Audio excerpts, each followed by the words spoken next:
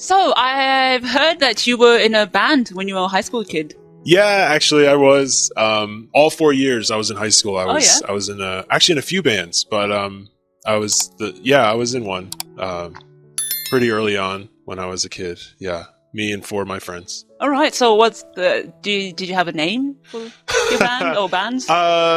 Yeah. Well, kind of, I guess the serious band I was in, we were called Lucky Number Two. I know it sounds stupid, and I thought it did too, actually. But I came into the band. I was asked to join. Oh, okay. I didn't start it. Right. They said, "Hey, we need a bass player. Do you play bass?" And I said, "Yeah, I do. I play bass. Why?" And they said, "Well, we need a bass player. So can you come and try out? Audition?" And I did. Mm-hmm. And I said, "Oh, hey, what's the band name?" And they're like, "Lucky Number Two." I was like, "Oh, wow, so lame." But I wanted to play music, so okay. I just went along with it and said, "Yeah, sure." Right. So why did they name the band Lucky Number Two? You know what? The reason? I don't think there was a reason. I think they at one point when they were thinking about what to do, they couldn't decide on something, so they just decided something and just went with it. They said, "Okay, we're going to decide this and we're going to do it."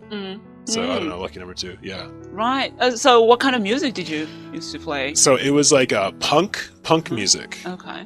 So yeah, and which actually at the time was not very popular among young people in my town. So I mean, I'm not really a big fan of music. I don't really know anything about music. So what's punk music like?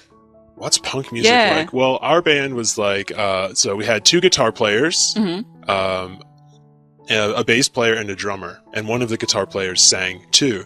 So punk music is fast. It's fast, and the drums are also fast, and the vocals are usually kind of yelling or screaming in a way. And not always, but sometimes bands are political, right? Right. So we had a political, I don't know how you would say, but at that time it was 2008. Yeah. And, or 2000, sorry, that's wrong, 2004. And, President Bush was George Bush was the president. Yeah. Yes. And, we didn't like him. We were kind of on the other side, and so a lot of our songs were kind of politically driven. So our lyrics were about like anti-president lyrics, like that. I don't know. It's kind of funny because one of our songs actually, because the American flag is red, white, and blue, the colors. So one of our songs was called Red, White, Black, and Blue, like a bruise. And so it's kind of, I don't know, we were angsty and it was, I don't know. That's how I would describe punk music at that time. Right. Fast, politically driven lyrics and screaming vocals. Oh, sorry to ask stupid questions, but no, go ahead. So the guitar that you used to use, it's that one that sort of connect to the amplifiers. Yes, not like acoustic guitar. No. Everyone played electric, loud music. Yeah. Loud music. Yeah, very loud guitars. Okay. Why did you like punk music? Well, I don't know. I was a high school student, and I was angry about life and my parents. I didn't really get along with my parents, and so it was a good outlet for me, a way to express myself outside of school, and so it was very useful in that way. Did you have chance to sort of perform in public or? Yeah, it's funny because we thought, we're this is when you're 15 years old, you can't really think too far ahead in the future. But we thought, we're gonna be popular. People are gonna like this, and we're gonna get big, and maybe we don't have to go to college. Maybe we can just play music for the rest of our lives. Right. But yeah, no. Back to your question. Sorry, we did play. We probably played a show, as we would call it, or we would play at different venues around different live houses around in our town. Oh, cool. Probably twice a month. All right. We'd sell tickets. I'd go, we'd make a flyer, and I would go to the top of the stairwell in the high school, and I would take all these flyers and just throw them down the stairs, just have the flyers, I don't know. It sounds funny to talk about it now, but yeah. So we played twice a month for about 3 years. Wow. So you used to make money from that then? I don't know about money. but we did make enough to pay for our CDs that we would record. Oh, wow. Yeah. Wow. So no, it wasn't profitable in any way. It was just fun. And, I met so many different people from being in a band. So it was really, really, nice. Socially, it was really good for, I think, a high school student like myself. Oh, that's interesting. Yeah, thanks. Thanks for asking.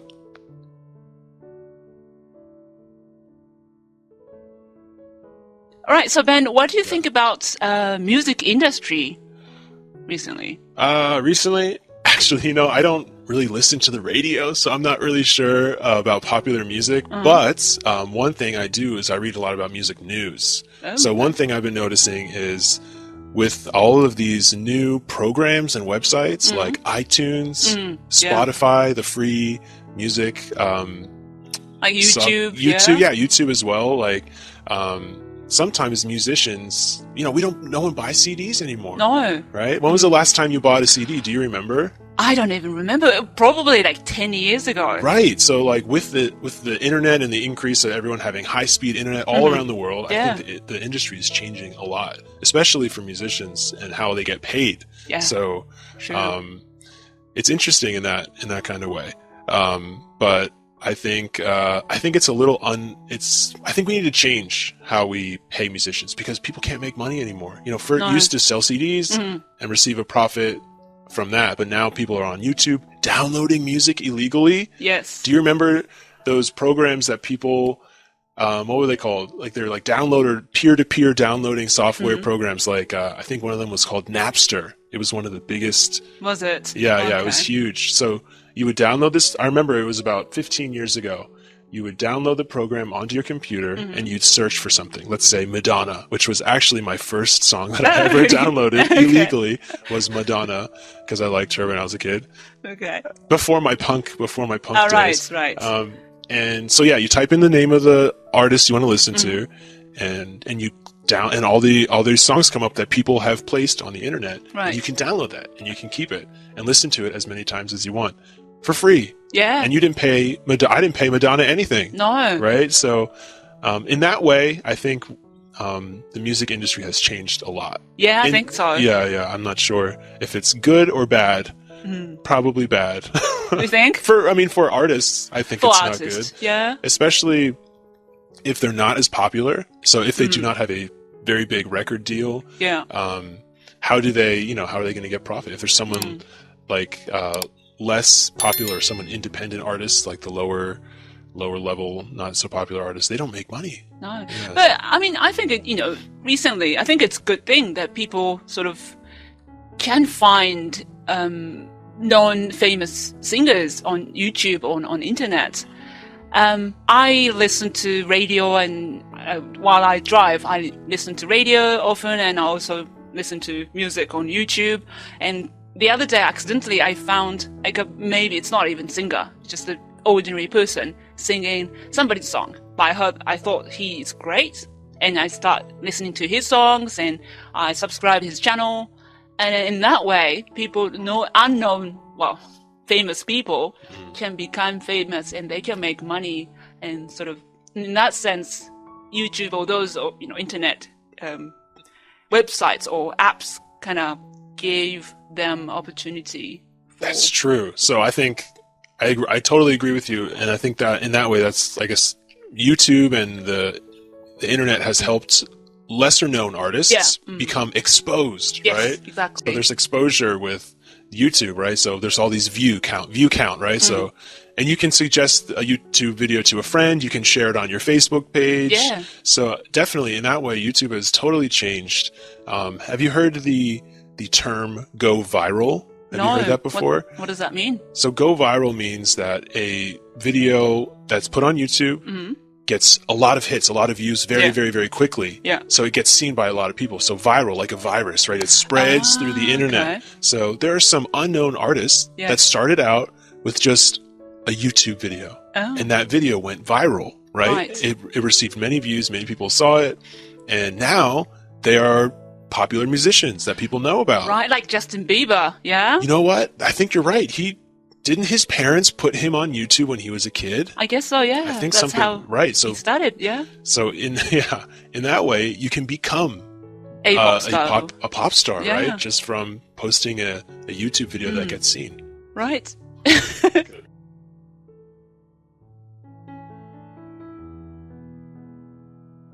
So, Hannah, I'm currently teaching English as a second language, and I love for my students to get confident in producing English or increasing their listening ability. Yes. So, I know that you speak English as a second language, but you do such an amazing job, and it's inspiring to me. So, I love my students to improve and and so because you're a perfect example, what are some strategies you have for my students I could tell them? Right. Firstly, I worked on listening, and there's so many websites that are designed for English learners. Right. Like aloud here, you are listening to. Yeah. And YouTube or any, so many sites that you can check on, and like that. I'll probably start with the listening first. Okay. So you said firstly listening. So why is listening so important?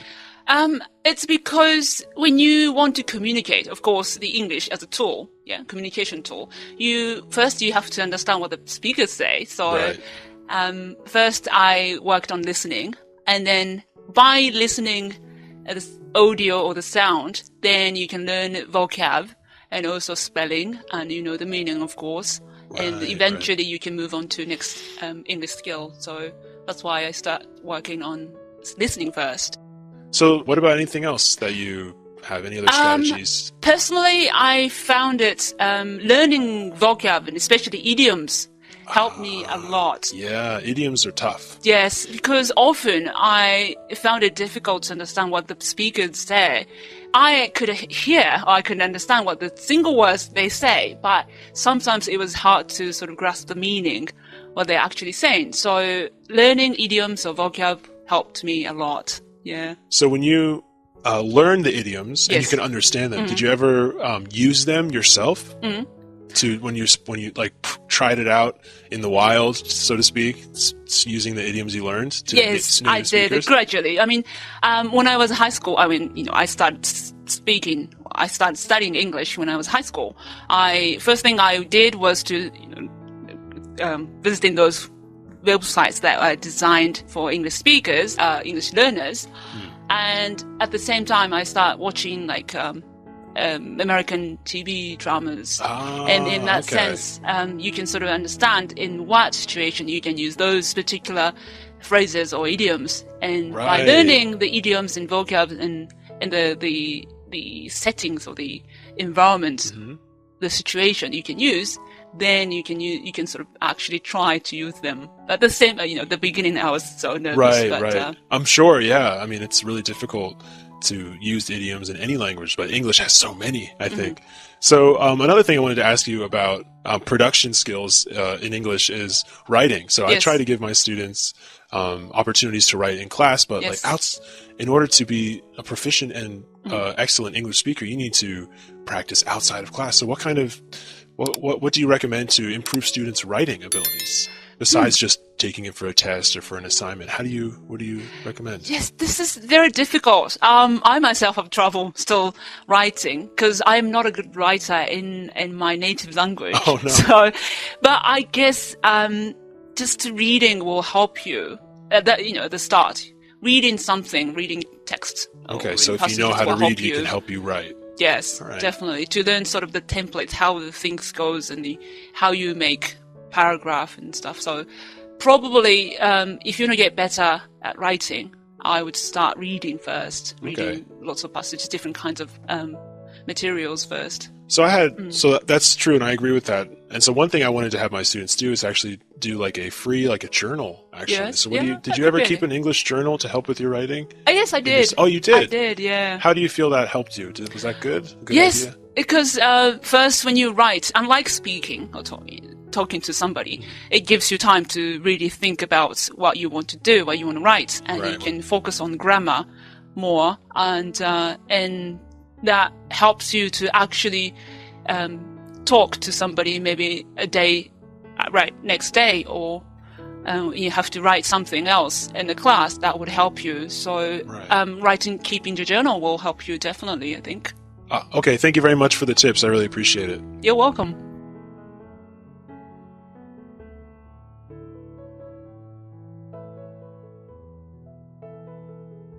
So, Hannah, you just told me that one way to help with listening and practicing and understanding idioms is through American television dramas, right? So TV shows, yeah. So while you were learning English, what are some shows you watch? Something I want to tell my students to watch. My favorite all time is the TV drama called Friends. Oh yeah, Have you seen it before? Friends is super popular in the US. Yeah, it is. Yes, I just love. I mean, first of all, I just love the story. Okay. Other than just learning English is kind of second purpose. I guess so. There was a Italian. Well, there's a character who's Playboy, and he used to say like, "How you doing?" Yeah. Right. And it's interesting is first I watched the drama with my first language subtitled. Right. Okay. So you're watching in English with your language in the subtitles? Yes. Okay. So that I can understand the sort of the concept first. Right. And then gradually I changed to English subtitles. But okay. That's a great idea. So first to understand the meaning of what's being said, subtitles. Yep. Then to maybe watch it again a second time or even a third time to understand exactly how the English is used in context of the show. True, yeah. That's a great strategy. So in that way you can enjoy just watching the movies or dramas, and that way you can spend a lot more time rather than just trying to study English. Right. Yeah. So it's more a way to enjoy learning English and studying. So actually, you said Friends, right? Yeah. So I think Friends is on. It's so popular, right? It's all over the internet. I believe it's on YouTube. You can watch it on YouTube and Netflix. Yeah, Netflix. So one thing that's great about YouTube, I think, is that they have a closed captioning or a subtitling option. So if you can't exactly catch what they're saying while you're listening the first time, you can put the subtitles on, like you said. Yeah, exactly. And there are so many websites that shows all the transcripts of That's true. You can read the scripts from the show to help with to follow along as well. That's great. So you said you watch Friends, right? I do. Are there any others that you've heard of? So Friends, I know is popular. Many people know Friends. Full House. Full House. Yeah. Yes. Okay. They recently did a revamp, like a newer version of it. I haven't seen it yet, but it's good. I haven't either. Yeah. But you recommend either Friends or Full House? There's one. One of my friends. He liked a drama called Prison Break. Oh, that's on Netflix as well. Yeah, I have. And he watched like 60 hours or more than that. And I asked him, like, how's it going? It's good. He could understand without subtitles, and which is good. And so I asked him, like, so you can speak English now? Yeah. Can you use those phrases from the drama? And he said, actually not. But I said, why? It's because the words that they use from the drama, there's like bombing or escaping or something that's not daily life conversation. So that way, Friends or Full House, that, people that's in daily life, English. Yeah, daily life English. Okay, so you recommend. Yeah. Okay. Yeah, that's great. Thank you so much. I think my students would love to watch that kind of drama and learn daily, actual phrases you can use. Thanks so much for the tips. Thanks, Hannah. You're welcome.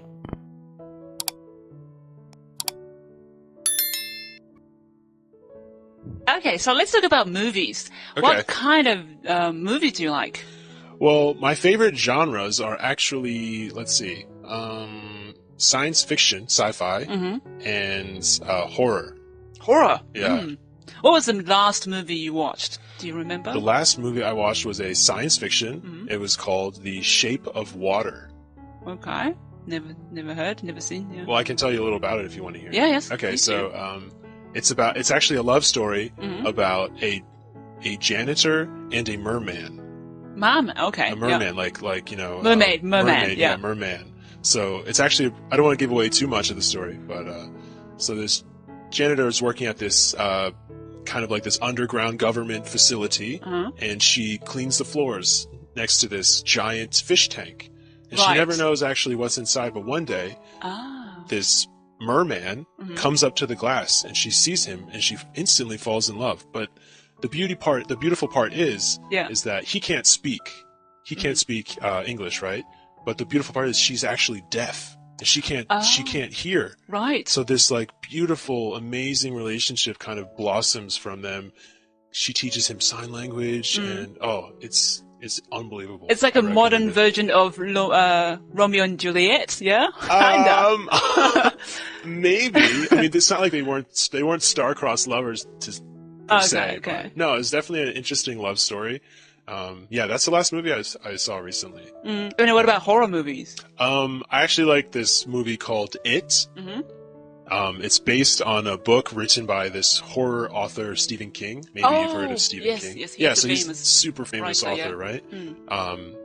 So yeah, this is actually a story about like it's kind of a sci-fi horror mix. Mm-hmm. So it's like, of course, it's one of my favorites.